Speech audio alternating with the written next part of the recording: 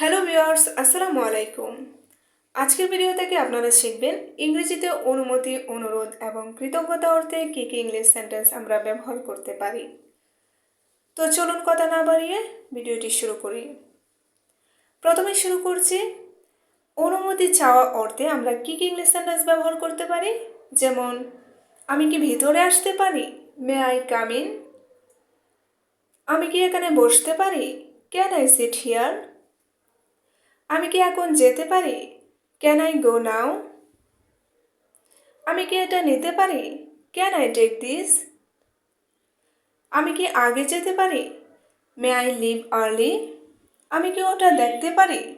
Can I see that? আমি কি একটা প্রশ্ন করতে পারি? May I ask a question? এবার দেখব অনুরোধ অর্থে কী কী সেন্টেন্স ব্যবহার করতে পারি। অনুগ্রহ করে আমাকে সাহায্য করো, প্লিজ হেল্প মি। অনুগ্রহ করে চুপ করো, প্লিজ বি কোয়াইট। অনুগ্রহ করে একটু অপেক্ষা করো, প্লিজ ওয়েট এ মোমেন্ট। দয়া করে তোমার কলমটা দাও, please lend me your pen. অনুগ্রহ করে আমার সাথে এসো, প্লিজ কাম উইথ মি। তুমি কি লবণটা দেবে?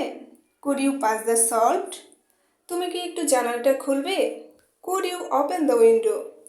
আমি কি তোমার ফোনটা ব্যবহার করতে পারি? Could I use your phone? এবার দেখব কৃতজ্ঞতা প্রকাশ করতে আমরা কী কী ইংলিশ সেন্টেন্স ব্যবহার করতে পারি। শুধু ধন্যবাদ বোঝাতে থ্যাংক ইউ, আর অনেক ধন্যবাদ থ্যাংকস এ লট। অনেক অনেক ধন্যবাদ থ্যাংক ইউ ভেরি মাচ।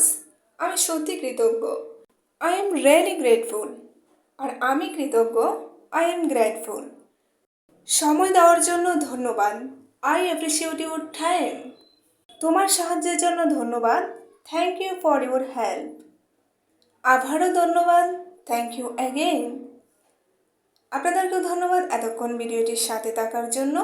আজকের ভিডিওটি এ পর্যন্ত। আল্লাহ হাফেজ।